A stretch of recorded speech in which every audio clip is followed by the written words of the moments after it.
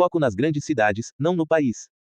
É importante ter um parceiro nas grandes cidades, pois elas representam uma enorme parcela de seus países.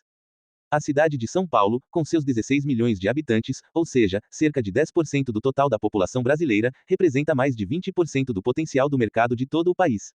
Vive em Buenos Aires mais da metade da população argentina. Cerca de 20% da população mexicana vive na cidade do México. Mais da metade da população da Austrália vive em apenas 4 grandes cidades. Portanto, o foco deve ser as grandes cidades e não o país como um todo. 5. A cultura é a única barreira importante. Há mais de 30 anos, o professor Marshall McLuhan falava na aldeia global como um lugar onde todas as pessoas aspirariam à mesma qualidade de produtos e serviços pelo mesmo preço, gerando a mesma demanda. Todos os consumidores dos mais diversos países se comportariam de maneira similar. Todas essas pessoas desejariam esses mesmos produtos e serviços para atender a seus gostos e necessidades semelhantes. No passado, os produtos eram concebidos para atender às individualidades de gostos locais. Hoje, o hambúrguer do McDonald's é semelhante em qualquer parte do mundo, apenas em respeito à cultura de cada país os complementos são distintos. Na Alemanha e na Áustria, a franquia do tio Ronald comercializa cerveja; no Japão, saquê; no Brasil, há a tortinha de banana e o guaraná. É importante respeitar a cultura de cada país, ou de cada grupo de etnia. 6. Use a musculatura global nos mercados regionais. Muitas empresas, para se expandir internacionalmente, tentam penetrar em outros países adquirindo empresas locais. Essa estratégia, no entanto, nem sempre dá bons frutos, uma vez que nem sempre existe sinergia do negócio local com a marca global. Dessa forma, a enorme musculatura da empresa internacional não é utilizada. É preciso agir sob forças e não sob fraquezas. 7. Focalize o Sul, não o Leste-Oeste. Nos últimos 50 anos, as empresas do mundo inteiro estavam focadas nos mercados do Leste e do Oeste, ou seja, no Japão e Estados Unidos. Agora, esses mercados estão maduros, e o rápido crescimento está na rota Norte-Sul. O mercado de maior crescimento para os Estados Unidos, por exemplo, é a América Latina. Essa região tem população 70% maior do que a da América do Norte.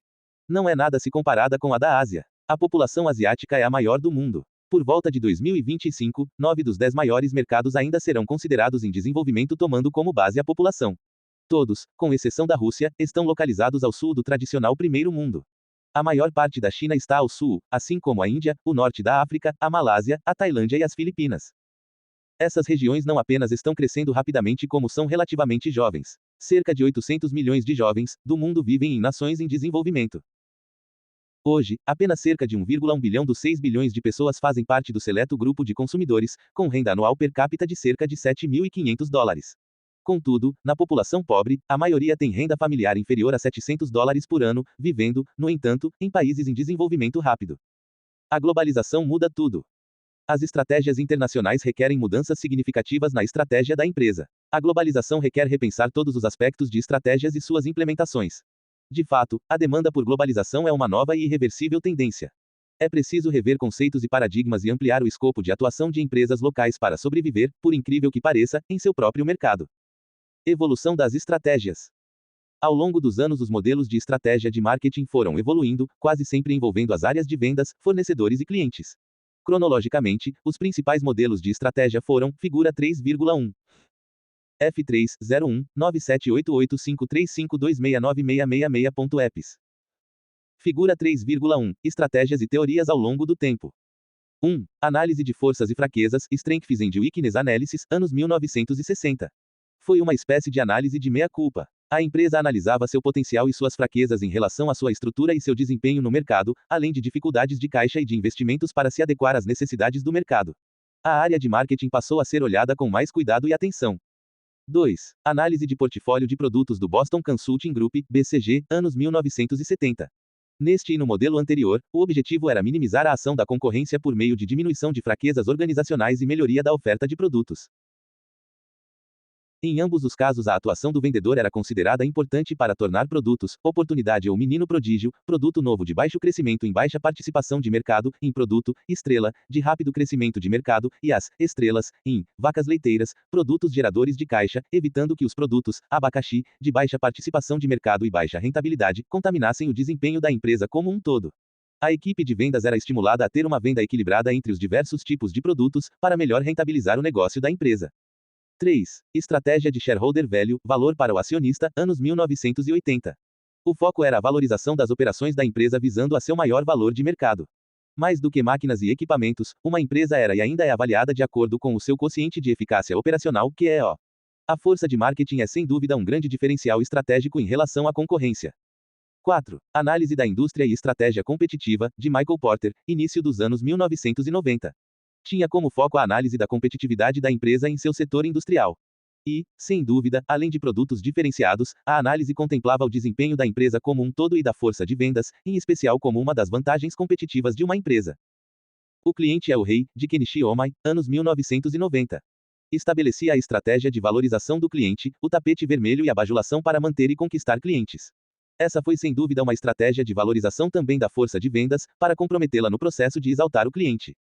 5. Strategic Intent, Core Competencies, de Prahalad e Amel. A empresa concentra sua atuação em suas competências para não perder sinergias, direcionando suas ações estratégicas para oportunidades de mercado, sobretudo na base da pirâmide, onde se encontra a população de baixa renda. 6. Disruptive Technologies, de Christensen, anos 2000. É a estratégia do novo, que rompe com tudo o que existe. Isso vale para produtos e também para a estrutura organizacional da empresa. Um exemplo de estratégias disruptivas é a Apple, reinventando o celular, o computador e lançando tablets. Na área de vendas, essa estratégia significa reinventar o vendedor, com ações combinadas de venda presencial com venda à distância, ou seja, com o uso da internet. 7. Blue Ocean Strategy, de Kim e Malgorgini. Na estratégia do Oceano Azul, a empresa direciona sua atuação de maneira diferente, reinventando a sua operação. Como ocorreu com o Cirque du Soleil, que reinventou o circo, abandonou animais, astros circenses, vários picadeiros, emoções e palhaços, e concentra sua ação na beleza e leveza do espetáculo, com tema, ambiente refinado, produções diferenciadas com luzes e cores, música e dança, figura 3,2. F302 9788535269666.eps. Figura 3,2. Estratégia do Oceano Azul aplicada no Cirque du Soleil. A empresa como um todo precisa ser repensada para adquirir novos contornos de atuação e desempenho, integrando sobretudo a internet nas ações de venda. Assim, o foco estratégico deve ser o desenvolvimento de competências organizacionais que habilitem a empresa a qualificar melhor o seu desempenho, por meio do somatório de competências de seus funcionários e seus vendedores. A competência organizacional é o conjunto de qualificações e tecnologias essenciais ao desempenho de uma empresa no mercado. Para evitar a imitação por parte da concorrência é preciso que a empresa se diferencie das demais e que tenha uma equipe de vendas com desempenho acima da média do mercado. E isso exige que cada pessoa envolvida com o trabalho tenha capacidade inerente à sua função. Definição de marketing. A essência do marketing é um estado da mente. Assim, as decisões em marketing adotam o ponto de vista do consumidor. As decisões mercadológicas são dirigidas para atender necessidades e desejos dos consumidores. A teoria de marketing está longe de ser uma ciência exata, mas guarda preciosas informações de áreas que se apoiam, de um lado, em patamares científicos como estatística, matemática, antropologia, psicologia e sociologia, e, de outro, usa a arte expressa pelo design de produtos, embalagens, logotipos, propaganda, etc. Portanto, o marketing não é ciência nem arte, mas utiliza ferramentas oriundas dessas áreas para elaborar produtos com base em informações sobre o comportamento dos consumidores. A American Marketing Association define marketing como o processo de planejamento e execução da concepção, definição de preços, promoção e distribuição de ideias, bens e serviços para criar e manter trocas que satisfaçam indivíduos, organizações e as metas sociais no contexto sistêmico de um ambiente global. O planejamento é definido como o processo de antecipar o futuro e determinar o curso de ação para a realização dos objetivos organizacionais. Como a definição indica, planejar é um processo contínuo que inclui explicitar objetivos e implementar ações necessárias para atingi-los.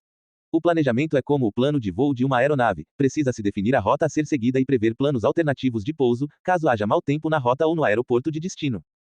Planejamento de marketing. A implantação das atividades planejadas deve estar em consonância com os objetivos de marketing a serem realizados, essa é a base para toda a estratégia de marketing. Linha de produtos, decisões de preços, seleção dos canais de distribuição e decisões relacionadas com a campanha promocional, tudo isso depende do planejamento formulado dentro da organização de marketing. Planejamento estratégico. Pode ser entendido como o processo gerencial para desenvolver as oportunidades de mercado a fim de ajustar os objetivos, experiências e recursos da empresa. O propósito do planejamento estratégico é mapear e moldar os negócios e os produtos da empresa com a finalidade de direcionar o crescimento de vendas e de lucro. O planejamento estratégico corporativo pressupõe 4 ações iniciais básicas. 1. Definição da missão corporativa, determinação do foco do negócio, quem é o público consumidor-alvo e o que tem valor para ele. Isso inclui a história da empresa, as preferências dos acionistas, o ambiente de mercado, os recursos disponíveis e as principais competências gerenciais. A fixação de um número limitado de metas com base em políticas e valores da organização. 2.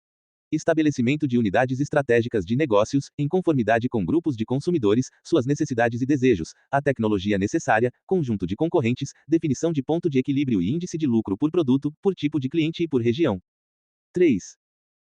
Planejamento de novos negócios visando, entre outros, aos seguintes tipos de crescimento: crescimento intensivo por meio de estratégias de penetração de mercado, desenvolvimento de produto, crescimento integrado de todas as áreas funcionais, das áreas-chave, para frente e para trás, crescimento diversificado, concêntrico, horizontal, do conglomerado de atividades da empresa. 4. Planejamento estratégico do negócio. Estabelecer a missão do negócio e a análise do ambiente externo, levando em conta as forças macroambientais, demográficas, econômicas, tecnológicas, políticas, legais, sociais e culturais, e atores do microsistema, consumidores, concorrentes, canais de distribuição, fornecedores. E as oportunidades de marketing e análise das ameaças ambientais, avaliando a ausência de ações defensivas de marketing e a deterioração de vendas e do lucro. Fluxo do planejamento estratégico, orientação para o mercado. As etapas do planejamento estratégico com ênfase no mercado, figura 3,3, são: F3, 03, 9788535269666.eps. Figura 3,3, Planejamento Estratégico Marketing Oriented. Primeira etapa, o planejamento se divide em planejamento corporativo, da organização como um todo. Planejamento divisional, de cada divisão de uma organização. Planejamento do negócio, de cada segmento de negócios. Planejamento do produto, plano detalhado de cada linha de produto. Segunda etapa, implementação. Esta etapa compreende: organizar os dados, significa coletar os dados de mercado, a partir de dados internos da empresa e do mercado, de cada produto. Analisar os dados. Uma vez coletados, os dados devem ser analisados para a identificação das oportunidades de lançamento de novos produtos, reposicionamento dos produtos existentes, ou ainda para a empresa lançar-se em novos mercados. Implantar decisões. As estratégias formuladas no planejamento devem ser implantadas. Uma visão sem ação não passa de sonho. Terceira etapa, controle. Nesta etapa são previstas as seguintes atividades: mensurar os resultados alcançados com a implementação do planejamento estratégico. Os resultados devem ser confrontados com os objetivos traçados. Avaliar os resultados. Significa verificar se os resultados alcançados estavam de acordo com os recursos alocados. Adotar ações corretivas. Caso os resultados alcançados estejam aquém dos objetivos traçados, cabem ações corretivas para impedir que os esforços despendidos não sejam recompensados. Planejamento tático. O foco do planejamento tático é implementar as atividades especificadas no planejamento estratégico. O plano tático típico é mais voltado para ações de curto do que de longo prazo, mas precisa ser uma complementação da implantação de todas as estratégias. Definição de estratégia. Na prática, a estratégia corporativa e o marketing estão intimamente ligados, e muito da estratégia corporativa é derivado do marketing. O desenvolvimento da missão corporativa e os objetivos são largamente determinantes da estratégia de marketing. Diferenças entre marketing operacional e marketing estratégico. Comparando a atividade mercadológica com uma ação de guerra, pode-se dizer que o marketing operacional é concebido para ganhar uma batalha e o marketing estratégico, para ganhar uma guerra. O marketing operacional apoia-se em ações táticas, sobretudo no ponto de venda. O marketing estratégico concentra seu foco em ações mais amplas, direcionadas, sobretudo, para atividades de longo prazo, como investimento em imagens de marca e ganhos de market share ao longo de um período. O marketing operacional apoia-se em ações de venda pessoal, merchandising, promoção de vendas e relações públicas. O marketing estratégico utiliza as ferramentas da propaganda, da estratégia de valor e diferenciação, com base em serviços e facilidades de médio a longo prazo para estimular o atacadista, o distribuidor, o varejista e o consumidor. As ações são concebidas pelos estrategistas da empresa, pensando em inovações de produtos e de serviços para ludibriar a concorrência e ganhar a preferência de mercado. O sistema de marketing estratégico. O marketing estratégico tem como foco otimizar os recursos aplicados no negócio da empresa, de maneira a inibir a atuação da concorrência. Segundo alguns autores, como Toledo e Minciotti II, o marketing estratégico tem íntima ligação com o planejamento estratégico das organizações, e em relação a isso descrevem 5 estágios fundamentais do planejamento empresarial. Primeiro estágio, orçamento e controle financeiro. Segundo estágio, planejamento de longo prazo. Terceiro estágio, planejamento estratégico de negócios. Quarto estágio, planejamento estratégico corporativo. Quinto estágio, administração estratégica. Vejamos então como Toledo e Minciotti III relacionam as variáveis do planejamento estratégico com o marketing estratégico. Primeiro estágio, orçamento e controle financeiro. A fator responsável é o crescimento da quantidade de atividades da empresa que exige maiores verbas, para poder responder às pressões relativas à geração de fluxo de caixa e à eficácia quanto à redução de custos. Assim, por exemplo, para ampliar a participação de mercado de determinada categoria de produtos, visando inibir a atuação da concorrência, é preciso investir em novos produtos, veicular mais na mídia, disponibilizar verbas para promoção de vendas e merchandising nos pontos de venda. B. Características: curto prazo, número limitado de variáveis e eficiência na utilização de recursos. Quando o mercado é muito concorrido, a empresa precisa agir com velocidade, pensando no curto prazo, procurando obter um retorno mais ágil para os recursos alocados para novos produtos, esforço de vendas ou investimento publicitário, entre outras ações estratégicas. C. Avanços: ferramentas mais eficientes de monitoramento de atividades e alcance de resultados, sistema de contabilidade mais centrada em resultados que tarefas. D. Limitações: por ser de curto prazo, pode comprometer o desenvolvimento de programas de longa maturação e maior nível de melhorias. Segundo estágio: planejamento de longo prazo. A. Fator responsável: crescimento das oportunidades dos negócios e necessidade de estender o horizonte para longo prazo. Quando o mercado tende a se tornar muito competitivo no curto prazo, a empresa deve planejar diferenciações de produtos no médio prazo e prever eventuais diversificações de seu negócio no longo prazo. B. Características: longo prazo, número ilimitado de variáveis e dificuldade de estimar recursos necessários. O mercado apresenta mudanças significativas no curto prazo e a saída da empresa é pensar no longo prazo. Quando os produtos da empresa começam a demonstrar obsolência, é importante buscar saídas para longo prazo, pois em curto prazo é difícil fazer mudanças substanciais. C. Limitações: o planejamento de longo prazo tende a ter um desgaste decorrente das turbulências ambientais ao longo do tempo. Terceiro estágio: planejamento estratégico de negócios. A. Fator responsável: ampliação do foco de negócios da empresa para outros horizontes. Uma empresa torrefadora de café, por exemplo, pode entrar em outros negócios, como o de bebidas, sucos, achocolatados, ou mesmo de produtos alimentícios, biscoitos e chocolates, para aproveitar a sinergia de distribuição. Ou seja, novos produtos permitem a entrada em novos segmentos de consumo, porém os canais de distribuição são os mesmos. B. Características: surgem novas variáveis, como novos tipos de consumidores para as novas linhas de produto, o que exige mais investimentos em pesquisa de mercado, estudos de embalagem, preservação de produtos, métodos de fabricação, etc. Quando o foco do negócio da empresa se amplia, ela deve buscar novas áreas de conhecimento, e isso implica não apenas a alocação de recursos para novas máquinas e equipamentos como treinamento de pessoas, mas também o desenvolvimento de novos métodos e processos industriais e de marketing. Enfim, devem ocorrer investimentos em know-how industrial, de processo e de marketing. Quarto estágio: planejamento estratégico corporativo. A. Fator responsável: as diversas unidades empresariais que constituem o espectro da organização devem merecer um planejamento integrado. E isso implica somar os montantes de investimentos financeiros, humanos, produtivos e de processo, e definir a estratégia corporativa. A corporação como um todo passa a ser visualizada como um negócio único, embora constituída de diversos tipos de negócios. Uma empresa, por exemplo, pode ter atuação industrial, comercial e de serviços, e essas diferentes áreas de negócio devem merecer planejamento unificado. B. Características: os desafios de mercado são distintos para cada tipo de negócio, mas a corporação deve reunir as diferentes áreas de conhecimento para entender mercados distintos de forma integrada. E isso só se torna possível se os recursos e os resultados a serem obtidos estiverem perfeitamente definidos em um planejamento estratégico para a corporação, como soma de planejamentos por áreas de negócios. Quinto estágio: administração estratégica. A. Fator responsável: a defesa das várias marcas de uma corporação desempenha papel crítico na administração estratégica de marketing. Muitas empresas gastam muito para desenvolver sua administração estratégica a fim de obter reconhecimento e afinidade às suas marcas. Com o objetivo de proteger as suas marcas da atuação da concorrência, as empresas estão criando ferramentas táticas para suas marcas, denominadas trademarks, sendo todo o esforço de marketing concentrado para cada linha de marcas, em vez de linha de produtos, ou seja, a marca passa a ser mais importante que cada produto isolado ou consolidadamente. B. Características: cada marca da empresa passa a ser vista e administrada como unidade de negócios.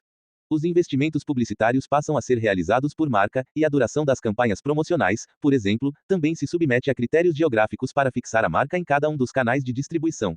Por exemplo, um gerente trademark passa a controlar toda a gestão estratégica em um só canal de distribuição em um só cliente. Uma empresa de produtos, seja ela do ramo alimentício, de bebidas, de cigarros, de produtos de higiene pessoal, seja de outro bem de consumo de massa, passa a ter uma administração estratégica por cadeia varejista ou atacadista. Por exemplo, deverá ter um gerente para a marca junto à cadeia de supermercados Pão de Açúcar, outro gerente exclusivo para a rede Carrefour e outro só para traçar estratégias junto ao atacadista Martins. Ferramentas de estratégia de marketing.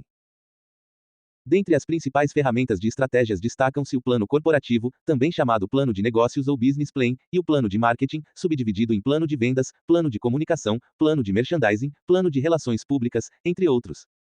O plano de marketing. Toda estratégia de marketing precisa apresentar programas detalhados de ação, recursos a serem alocados por área de atividade e região, e deve conter indicadores de desempenhos a serem alcançados. O plano precisa ser apresentado de forma 1. Clara. O plano não pode ser redigido de forma ambígua, deve ser dito com clareza o que é e como deve ser feito. 2. Quantificada. Todas as atividades devem ser orçadas e, se possível, quantificadas para que a sua performance possa ser monitorada. 3. Focada. O foco deve estar bem definido, ou seja, o que se pretende atingir precisa ser enunciado de forma objetiva e quantificada. 4. Realista. O plano, para ser execuível, precisa ser realista, ou seja, estar de acordo com o potencial de mercado. 5. Concordância. Todas as pessoas comprometidas com a sua execução devem estar devidamente notificadas. Assim, o detalhamento das atividades de marketing a ser desenvolvidas precisa estar enunciado de forma que haja os seguintes pressupostos. 6. Consistência entre recursos disponíveis e os planos traçados. Caso isso não ocorra, o planejamento, em parte ou em seu todo, poderá não ser alcançado. 7. Responsabilidade. Para cada etapa do planejamento é preciso definir responsabilidades específicas para cada área-chave da empresa. Sem que as pessoas sejam responsabilizadas, o plano poderá não atingir seus pressupostos traçados. Ou seja, o planejamento só colhe bons frutos se houver responsabilidades claramente definidas. 8. Comunicação. Não basta planejar, é preciso comunicar a todas as áreas da empresa as etapas correspondentes do planejamento. Sem estar devidamente informada, a pessoa na empresa não se sentirá comprometida com os resultados do planejamento. 9. Implantação e acompanhamento. O planejamento precisa ser devidamente implantado e acompanhado. Processo de planejamento. O planejamento de uma empresa pode ser formulado de duas maneiras. Planejamento bottom-up. A partir do mercado é que ações são formuladas, os produtos são desenvolvidos sempre com o objetivo de atender a demanda de consumo. E, nesse caso, o papel dos vendedores, dos trade marketing, promotores de pontos de venda, é importante, pois eles podem subsidiar os gerentes de produtos de expectativas de cada cliente. E por meio da pesquisa de mercado é possível identificar o que os consumidores esperam e desejam de um produto ou serviço. Nesse caso, o planejamento apoia-se em informações vindas diretamente do mercado, numa ação de baixo para cima. Planejamento de alto para baixo. É o planejamento mais tradicional, em que a inspiração vem de ações de gabinete, com base em pesquisas denominadas desk research, ou seja, pesquisas de escrivaninha. Esse tipo de planejamento pode eventualmente apoiar-se em pesquisas e informações de mercado, mas as decisões são tomadas de cima para baixo, ou seja, a equipe de vendas, os clientes e mesmo os consumidores não são ouvidos com a intensidade que seria necessária. Plano corporativo ou business plan. O ponto inicial do plano de marketing é o plano corporativo. Porém, em organizações orientadas por marketing, as ações concebidas no plano corporativo acabam se fundindo com as ações do próprio plano de marketing. Um plano corporativo está voltado para três principais formulações: 1. Onde a organização está agora; 2. Onde a organização pretende chegar no futuro; e 3. Como a organização deverá organizar seus recursos para chegar lá. E isso pressupõe identificar com clareza quem é o principal consumidor da empresa, o que ele deseja e de que maneira realista a empresa poderá atender a todas as suas expectativas. Objetivos corporativos. Os objetivos corporativos de toda e qualquer organização, comercial ou não, são, via de regra, financeiros, tais como maximizar a receita, maximizar o lucro, maximizar o retorno sobre o investimento ou minimizar os custos. A complexidade dessa ação é que exige firmeza dos acionistas para que esses objetivos sejam alcançados em sua maior parte.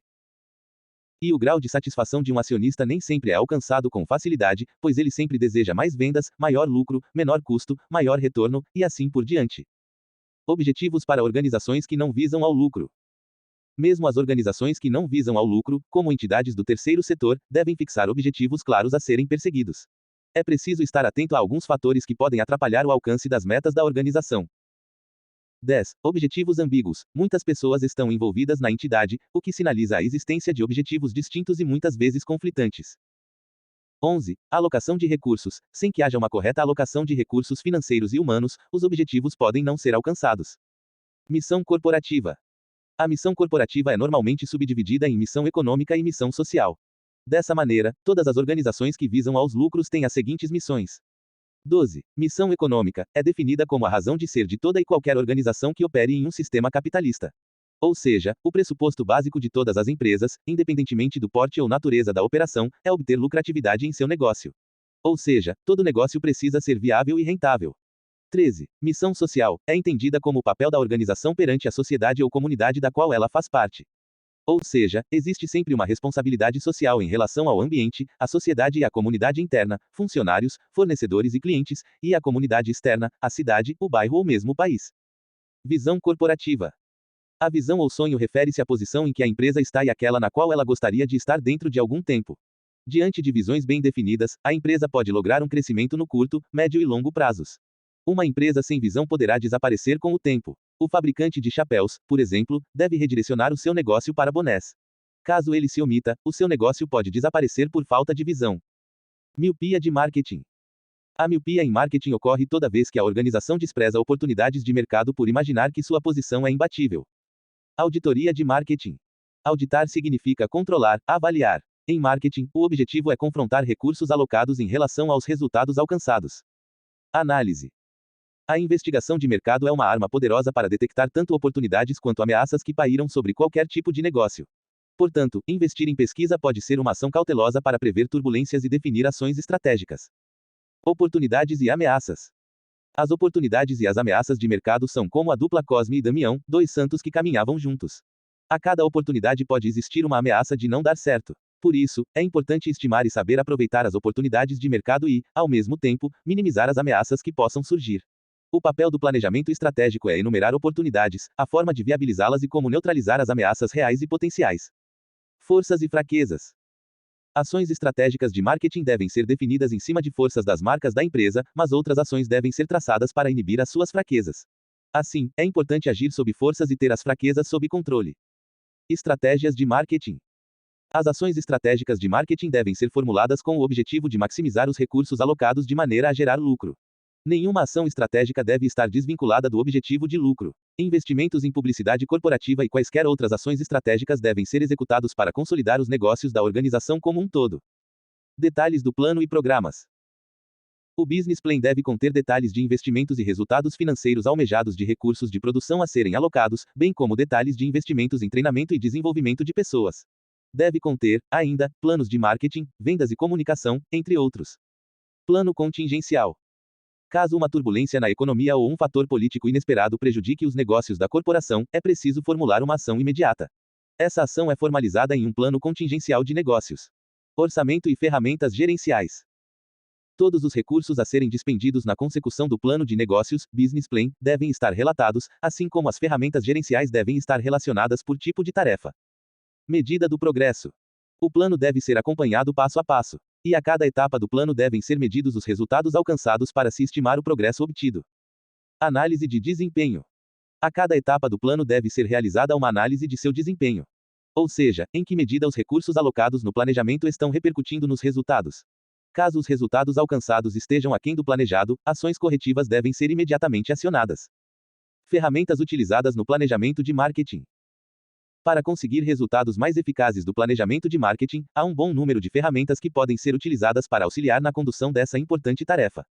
Uma delas é a auditoria de marketing, apresentada com mais detalhes neste livro, na 7ª parte, controle de marketing, frequentemente utilizada para a avaliação do planejamento de marketing, do desempenho de marketing e para medir a satisfação do cliente. Unidades estratégicas de negócios. Quando os negócios de uma empresa são amplos, para poder analisar seu desempenho é mais fácil agrupar seus produtos em diversas unidades de negócio. Com isso é possível alocar recursos e fixar objetivos de participação de mercado e de lucro. Uma fábrica de laticínios, por exemplo, pode produzir manteiga, leite, iogurte, queijo e outros produtos lácteos. Para facilidade de análise, cada linha de produtos pode ser agrupada em uma unidade de negócios, linha de queijos, linha de iogurtes, linha de sobremesas lácteas e assim por diante. Para cada unidade são estabelecidos planos de negócios e alocados recursos em função dos objetivos estratégicos. Participação de mercado e matriz de crescimento de mercado. A avaliação de cada unidade estratégica de negócios pode ser realizada através da matriz de portfólio de desempenho. É a também denominada matriz de participação de mercado, crescimento de mercado. A matriz é construída pela representação, no eixo vertical, da taxa de crescimento do setor industrial e, no eixo horizontal, é anotada a participação relativa de mercado, da empresa em relação ao principal concorrente. Ou seja, por meio de uma comparação dos produtos de cada unidade de negócios com o principal concorrente, são anotados 4 quadrantes: produtos oportunidade, produtos estrela, produtos abacaxi e produtos vaca leiteira, figura 3,4. F3, 04, 9788535269666.eps. Figura 3,4. Taxa de crescimento, matrix de portfólio de produtos. É importante que a empresa possua um portfólio de produtos equilibrado, isto é, possua ao menos alguns produtos, vaca leiteira, que, como o nome indica, geram caixa para a organização, alguns produtos, oportunidade, e que, portanto, poderão se desenvolver num futuro próximo, e ainda diversos produtos, estrela, que poderão brilhar proximamente. E que tenha poucos produtos, abacaxi, que oneram o caixa da empresa. O equilíbrio na comparação com a concorrência pode ser o fator-chave de sucesso. Atratividade de mercado, matriz de posicionamento do negócio. Outro modelo que pode ser utilizado no planejamento de marketing é a atratividade de mercado. Trata-se de uma técnica de análise de portfólio que analisa as unidades de negócios de acordo com a atratividade do mercado e a posição da empresa em seu negócio, figura 3,5. F3/05-9788535269666.eps. Figura 3,5. Matriz de atratividade mercado, posição do negócio. O critério de atratividade de mercado inclui fatores como participação de mercado, crescimento, tamanho, estabilidade, potencial de lucratividade, influência da ação governamental, potencial ambiental e impacto social, e o meio ambiente competitivo. Baseada nesses critérios, a gerência de marketing pode criar uma metodologia para avaliar cada unidade de negócios. Sumário. Planejar é um exercício de risco, pois exige acesso a informações, bom senso para gerar conhecimento e espírito empreendedor para visualizar e materializar oportunidades. A essência do marketing é, portanto, um estado da mente. E as decisões mercadológicas devem ser adotadas para atender às necessidades e desejos dos consumidores. A teoria de marketing está longe de ser uma ciência exata, mas utiliza conhecimentos científicos da estatística, antropologia, sociologia e psicologia, entre outras áreas, para planejar e direcionar o esforço para conquistar o mercado. E o planejamento estratégico apoia-se em boa parte nas estratégias de marketing para otimizar recursos. De forma que o Business Plan e o plano de marketing são programas detalhados de ação e de recursos a serem alocados por produto, por cliente e por região. Questões para revisão. 1. O que é planejamento estratégico? 2. O que é estratégia de marketing? 3. Quais são as principais diferenças entre marketing operacional e marketing estratégico? 4. Quais são os principais pontos que um plano de marketing deve conter? 5. Quais são as principais formulações de um plano de negócios, Business Plan? Questões para discussão. 1. Discuta a definição de marketing da American Marketing Association. 2. Discuta as vantagens e desvantagens de um planejamento estratégico de longo e de curto prazo. 3. Compare planejamento bottom-up e planejamento de alto para baixo. 4. Discuta a validade de um plano de marketing para uma instituição não lucrativa do terceiro setor. 5. Em que medida a missão corporativa e a cultura da organização são de interesse do planejamento estratégico? Bibliografia. Livros. AAKER, David. Building Strong Brands. Nova York, The Free Press, 1996. Marcas Brand Equity. São Paulo, Editora Negócio, 1998. Boone, Louis. Curtis, David L. Contemporary Marketing. 8. Ed. Fort Worth, The Dryden Press, 1995. Cobra, Marcos. O Plano Estratégico de Marketing. São Paulo, Atlas, 1989. Cobra, Marcos, Ribeiro, Áurea. Marketing Magia e Sedução. São Paulo, Cobra Editora, 2000. Duncan, Tom. Moriarty, Sandra. Driving Brand Velho, Nova York, MC Grauil, 1997. Kim, W. Chan. Kotler, Philip, Hein, Irving, Leenders, Michel R. McLuhan, Marshall, OHMAE, Kenny, Porter, Michael, Competitive Strategy, RIS, Al, Trout, TICHY, Artigos. Oliver, Richard W. Real, Porter, Michael, The Competitive Ad, Toledo, Geraldo L. Cantinho Empresarial. Roteiro. Como desenvolver um plano de marketing? A base do planejamento de marketing é o chamado plano de marketing. Mais precisamente, é o plano anual de marketing que reúne uma descrição de recursos e ações para estimular vendas e realizar os objetivos de marketing. Uma vez formulado e implantado o plano, ele precisa ser avaliado periodicamente, para identificar pontos falhos e promover ações corretivas em tempo hábil. Embora o plano possa variar de formato e o foco seja distinto para cada setor de atividades, lembram os autores Boone e Curtis, 1995, é preciso responder a 3 questões-chave. Onde a empresa está agora? Para onde a empresa quer ir? Como conseguir chegar lá? Há um índice geral do plano de marketing que prevê as respostas-chave a essas 3 questões. E o formato pode ser utilizado por uma empresa industrial, atacadista, varejista ou empresa de serviços. A seguir são apresentados os componentes de um plano de marketing. I. Análise situacional. Onde a empresa está? A. Histórico. Natureza do negócio da empresa, vendas e histórico de lucro e situação atual. Fatos principais da empresa. Cultura da organização, principais ritos e mitos. B. Análise do consumidor. Quem são os consumidores e de que maneira a empresa os tem atendido? Quais são os principais segmentos de consumidores? Quantos consumidores existem em cada segmento de mercado? Quanto eles compram e como? C. Análise da concorrência. Em função da natureza do mercado, tamanho, características e estratégias da concorrência. I. Objetivos de marketing. Para onde a empresa quer ir? A. Objetivos de vendas. Qual será o nível de venda que se pode obter no próximo ano? E durante os próximos 5 anos? B. Objetivos de lucro. Com base na estrutura de custos, qual o nível de lucro que se pode atingir? C. Objetivos de consumo. Como se pode atender às expectativas dos consumidores? O que os principais clientes atuais e potenciais pensam da empresa? I. Estratégias. Como conseguir chegar lá? A. Estratégia de produto. Que produtos e serviços deveriam ser oferecidos para atender às necessidades dos consumidores? Qual é a exata natureza do produto? B. Estratégia de preço. Qual o nível de preços que deveria ser praticado? Que preços específicos e que descontos são mais adequados? C. Estratégia de distribuição. Que canais de distribuição deverão ser utilizados para escoar vendas? Que facilidades de distribuição física o mercado requer? Onde devem estar localizados os estoques para distribuição? Quais são as principais características da distribuição e logística? D. Estratégia promocional. Qual a melhor combinação de esforço promocional, venda pessoal, propaganda ou promoção de vendas? Quanto deverá ser gasto com cada esforço promocional? Qual deverá ser a verba de mídia? E. Estratégia financeira. Qual será o impacto financeiro do plano de marketing no orçamento projetado para o próximo ano?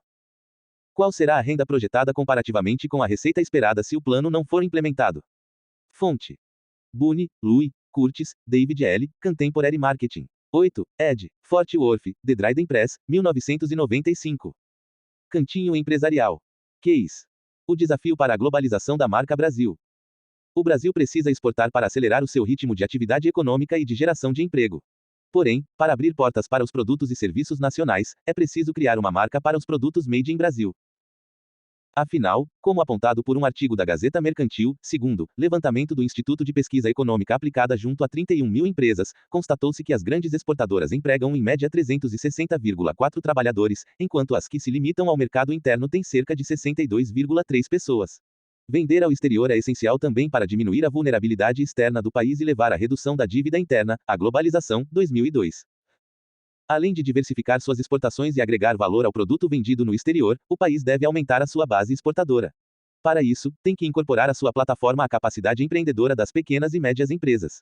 Dada a dificuldade em tornar suas marcas conhecidas no exterior, o que demanda tempo e principalmente dinheiro, esses novos exportadores poderiam se reunir sob o guarda-chuva da marca Brasil. Deve-se acelerar a implementação da logomarca do país.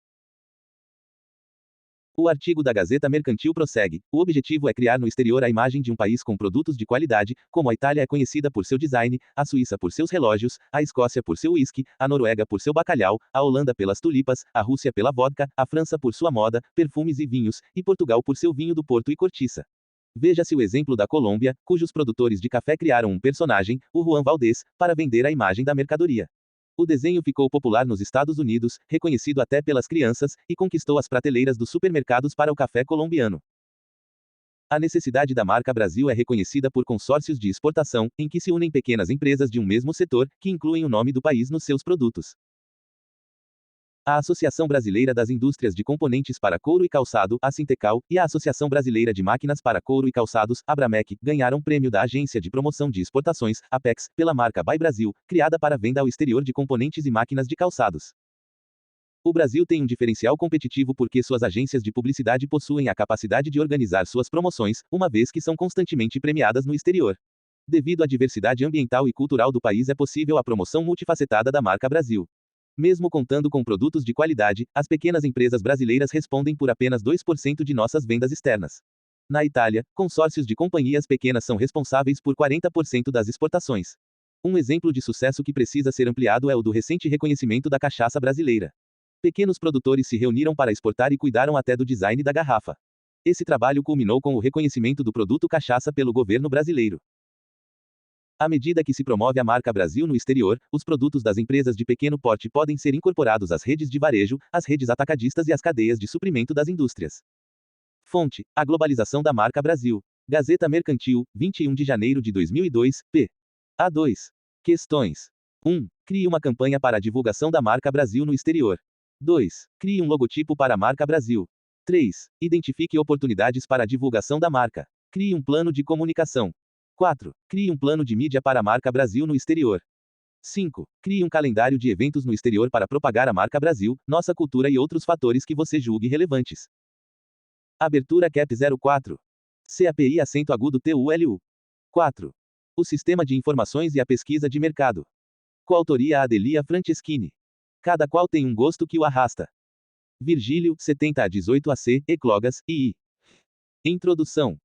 A informação é uma ferramenta-chave para a tomada de decisão em marketing. Investir em informação é obter conhecimento. E o conhecimento é a base para o sucesso no mundo dos negócios. Dentro dessa premissa, uma organização, para ser bem-sucedida, precisa analisar com frequência o seu meio ambiente interno e externo a fim de conhecer o mercado em que atua e outros em que possa vir a atuar, e, a partir daí, formular estratégias com acerto. Não há a possibilidade de uma grande empresa arriscar-se lançando um produto em que acredita sem antes se certificar de que, no país em que almeja trabalhar, o target que visa alcançar está potencialmente favorável ao seu produto e serviço, com condições de enfrentar a concorrência em todos os aspectos, de performance a preço, de imagem a distribuição. Dentre as informações acerca do seu meio ambiente interno, destacam-se vendas com base em faturamento, por cliente, por produto e por região, entre outros dados, vendas com base em pedidos emitidos, análise de lucro por linha de produtos, por cliente e por região, etc. Do meio ambiente externo, a empresa precisa conhecer quem são seus clientes, os clientes da concorrência, o que eles esperam, quais são os consumidores e suas expectativas, razões de compra dos seus e em que aspectos perdem a preferência dos consumidores. Vale também identificar a avaliação dos seus fornecedores, e a sociedade em geral e o governo. Os dados coletados, depois de analisados, transformam-se em informação. Ou seja, o dado em si, expresso em números, ainda não é uma informação. A interpretação, a análise do significado e a associação desse número a um conceito é que irão constituir-se em uma informação que, devidamente processada, gera conhecimento de mercado. Por outro lado, vale lembrar que a coleta de dados, conduzida de forma sistemática e organizada, fundamenta e facilita a tomada de decisão em marketing. A ordenação dos dados obtidos sob a forma de uma agenda de informações é desejável com a finalidade de compor um sistema de informações de marketing sob medida para as necessidades da empresa. Há dois importantes modos ou formas de orientação para a coleta de dados: dados secundários, que são publicados em jornais, revistas, boletins de associações de classe, anuários estatísticos de institutos de pesquisa, como Fundação SEAD, IBGE, etc., e ainda dados internos da empresa, e os dados primários, que são obtidos através de um projeto formal de pesquisa de mercado com coleta de dados. Conceito de Sistema de Informações em Marketing, SIM. O sistema de informações em marketing é definido por alguns autores como uma estrutura da interação entre pessoas, equipamentos, métodos e controles, estabelecidos para criar um fluxo de informações capaz de prover as bases para a tomada de decisão em marketing. A informação em si não leva à decisão. É preciso escolher um curso de ação que ajude a identificar problemas e oportunidades e que indique caminhos que reduzam a incerteza e os riscos do investimento. Uso do SIM como ferramenta de marketing. O SIM provê as bases para o planejamento mercadológico e o controle do desempenho em marketing. E, ao executar as funções básicas de informações para a tomada de decisão, o SIM incorpora os métodos de pesquisa de mercado, dados da própria empresa e, ainda, dados secundários. Sistema de planejamento. O SIM fornece as bases quantitativas e qualitativas necessárias, e não mais que suficientes, para planejar as estratégias globais de marketing e elaborar o plano anual de marketing. Ele fornece também insumos para o planejamento de vendas por meio da análise estatística de vendas versus dados de mercado. Estes dados são de natureza variada e podem referir-se, por exemplo, tanto ao desempenho de cada produto da empresa no mercado quanto à performance de vendas da concorrência. É importante realçar que um sistema de informações deve ser sistemático, atualizado e com seus dados monitorados sem interrupção, de maneira evolutiva, a fim de fornecer comparações de resultados de diferentes estratégias e ações, medir a eficácia dos programas elaborados e ter como resultante uma avaliação sempre alimentada sobre a condução dos negócios da empresa e seus concorrentes. Elementos de um sistema de informações. Através de uma coletânea de informações pertinentes com o seu ramo de negócios, uma empresa pode montar um sistema básico de coleta de dados, também chamado de Sistema Básico de Pesquisa de Informações. Esse sistema, baseado em uma metodologia para colher, analisar e armazenar informações, precisa ser organizado de acordo com as necessidades e os objetivos de cada empresa. Uma vez definida a metodologia, o próximo passo é formular uma sistematização para a coleta de informações. Há dois importantes modos de coleta de informações: através da compra de informações disponíveis no mercado e por meio da procura da informação primária. Esses dois modos podem ser configurados no Sistema Básico de Pesquisa de Informações. O Sistema Básico de Pesquisa apoia-se, sobretudo, em pesquisa de dados secundários que podem ser comprados no mercado e através da procura da informação primária obtida por meio de pesquisa de mercado. Portanto, os dados secundários disponíveis no mercado e os dados primários obtidos diretamente da fonte por meio de pesquisa constituem o chamado banco de dados. Esse sistema pode ser também chamado de sistema de inteligência de negócios. De maneira geral, um sistema de informações eficiente deve controlar e comparar dados dos produtos, serviços da empresa, um a um, e de cada concorrente significativo, levando em consideração os famosos 4 petasegundos, preço, promoção, no sentido de divulgação, produto e ponto, distribuição.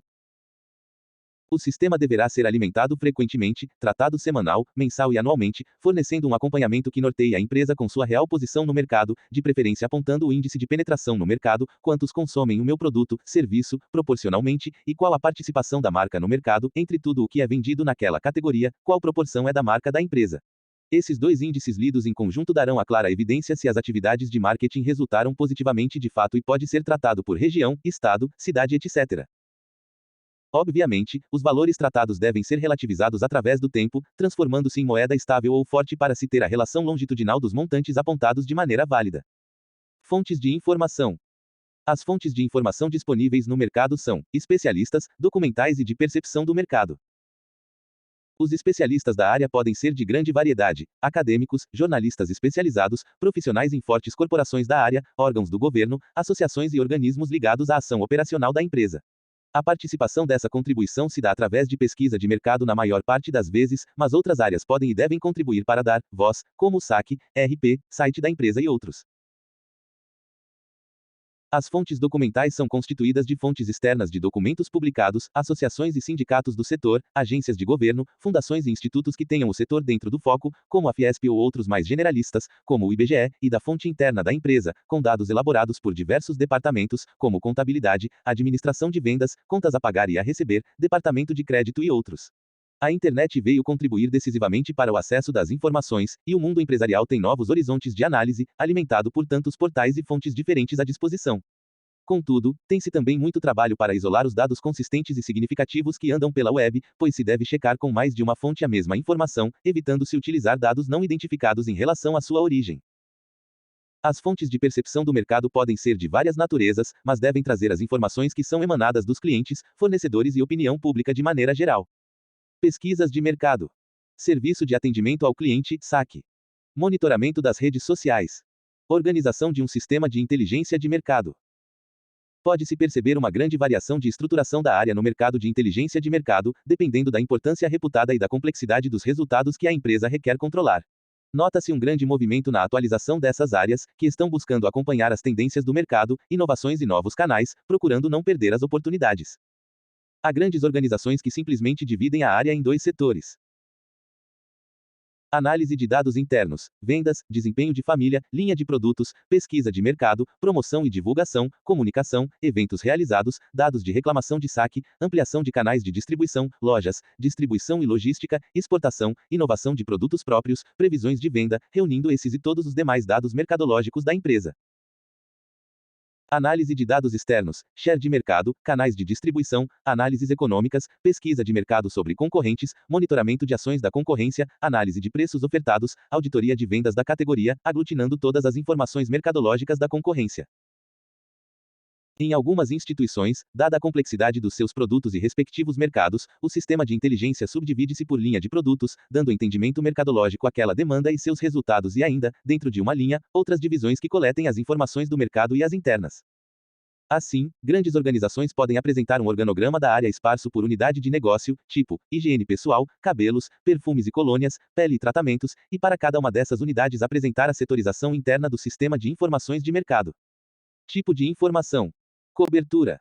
Informações de mercado. 1. Potencial de mercado. Informações indicando o potencial de demanda para produtos da empresa nos mercados existentes, país, regiões, estados, municípios, bairros, domicílio. 2. Atitudes e comportamento. Informações acerca de atitudes e comportamento do consumidor e comprador de compra dos consumidores e compradores acerca dos produtos da empresa. 3. Canais de distribuição.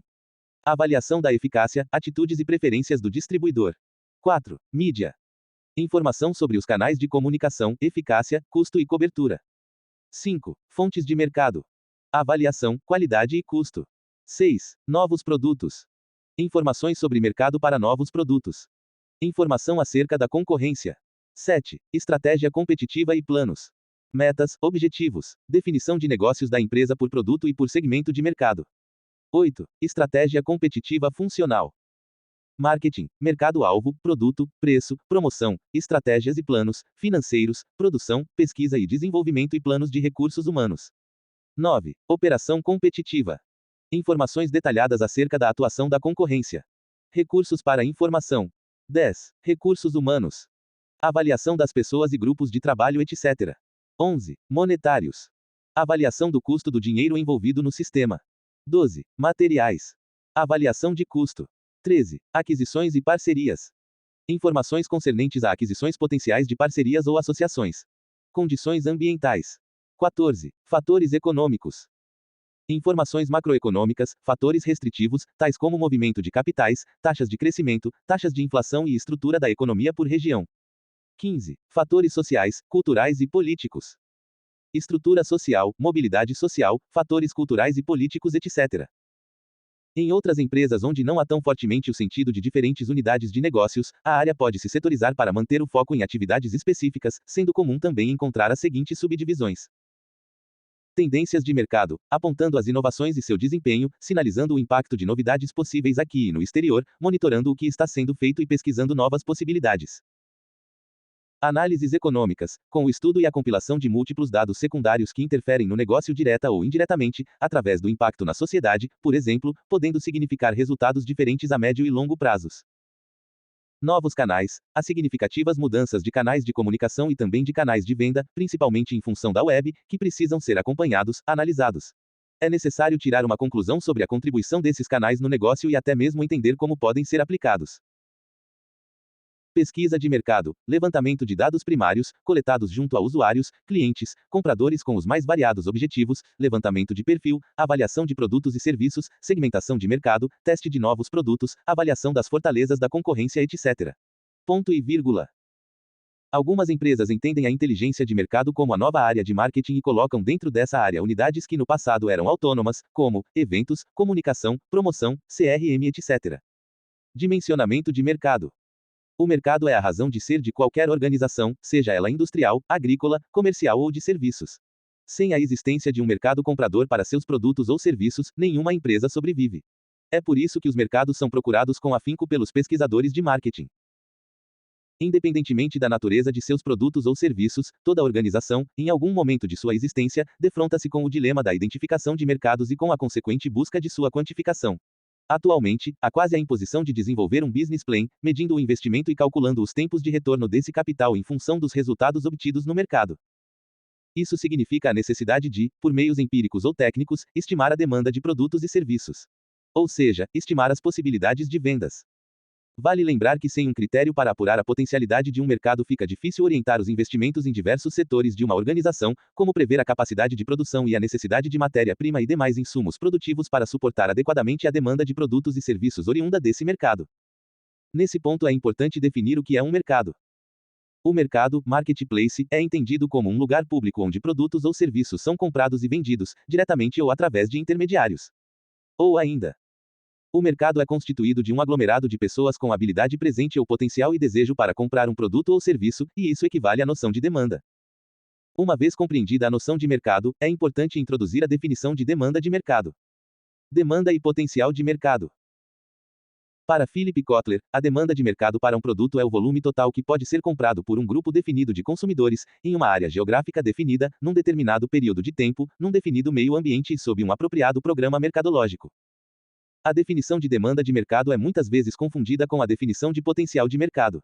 Vejamos então o que o mesmo Kotler coloca como potencial de mercado. Potencial total de mercado é a quantia máxima de vendas em unidades ou valor monetário que pode ser estimada ou avaliada para todas as empresas de um setor de atividades, durante certo período de tempo, sob um dado nível de esforço de marketing do setor e em dadas condições ambientais. Como as duas definições são muito parecidas, às vezes elas acabam confundindo o leitor. Por isso é importante salientar que, por mais amplo que seja o esforço de marketing realizado por todas as empresas que produzem um mesmo tipo de produto ou serviço, a demanda resultante desse esforço nunca será igual ao potencial de mercado. Mas essa medida é muito utilizada para novos investidores que querem entrar em determinado mercado e avaliar que fatia poderia oferir com diferentes estratégias. Nesse momento, há também uma troca incessante de tecnologias que oferecem substitutivos de equipamentos e que se pautam pelo total do mercado existente, por exemplo, o lançamento de uma nova versão de celular que demandou altos investimentos em sistemas irá se referenciar no número total de celulares para definir seus volumes de venda do novo aparelho. F401-978853526966.apps. Segundo Kotler, apenas no infinito a curva de demanda resultante do esforço de marketing será igual ao potencial de consumo do mercado. Num ambiente 1, o esforço mercadológico produz uma demanda 1, a qual no infinito, teoricamente, encontrará o potencial de mercado 1 PML, e, analogamente, o esforço mercadológico do ambiente 2 produzirá a demanda 2, que igualará o potencial de mercado 2 PM2 no infinito. Dessa maneira, por mais abrangente e bem-sucedido que seja o esforço de marketing, ele não será suficientemente persuasivo para convencer todas as pessoas do mercado a consumirem todas as marcas de dada categoria de produto. Potencial total de mercado. Para estimar o potencial de mercado em números absolutos, um dos caminhos é a utilização do conceito de potencial total de mercado, PTM, definido do seguinte modo: PTM igual a N. Que, P. Onde? PTM igual à quantidade total que um mercado tem possibilidade de absorver de determinado produto ou serviço. N igual a número de compradores do produto no mercado considerado sob dadas condições. Q igual à quantidade média comprada por um comprador médio. P igual a preço médio de cada unidade do produto. Para calcular o potencial de mercado em números absolutos é preciso estimar o número de compradores para o produto que se está analisando. A quantidade média adquirida por um comprador médio do mercado pode ser estimada através de pesquisa de dados secundários, caso existam estudos publicados acerca do consumo do produto, ou, em hipótese contrária, através de pesquisa primária, entrevistando diretamente os consumidores do produto e coletando a média de consumo de determinado período, projetando-se essa média de consumo. Caso não se tenha nem a estimativa do número de compradores nem a média de produtos comprados, dever-se a desenvolver uma pesquisa de mercado probabilística, representando todo o universo e verificando a proporção de usuários ou compradores do produto para realizar com essa mesma proporção as estimativas de mercado, assim como as médias de produtos comprados. O preço médio de venda do produto pode ser obtido diretamente do mercado, visitando pontos de venda. O potencial de mercado em números absolutos, calculado dessa forma, significará a possibilidade total de consumo do produto ou serviço. Exemplo: para calcular o potencial total anual de um mercado com 20 milhões de compradores de revistas, considerando que cada comprador adquira em média 8 revistas por ano a um preço médio de R$ 5,00, então o potencial total de mercado será 20 milhões. 15.521.jpg. 8. 15.524.jpg. 5 igual a 160 milhões. 15.526.jpg. 5 igual a 0,8 bilhões. Segundo ainda o autor Philip Kotler, como a maior dificuldade do método reside na obtenção do número de compradores do produto ou serviço, para determinar o potencial de mercado é preciso se realizar uma operação passo a passo. Primeiro passo: para determinar o número de possíveis compradores em um país.